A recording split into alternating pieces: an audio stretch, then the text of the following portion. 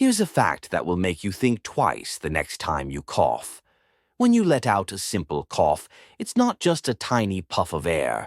It's a mini explosion, a burst of air shooting out of your lungs at nearly 60 kilometers per hour. Yeah, that's highway speed coming straight out of your throat. And the craziest part? Most people have no idea their body can unleash that kind of power in a fraction of a second.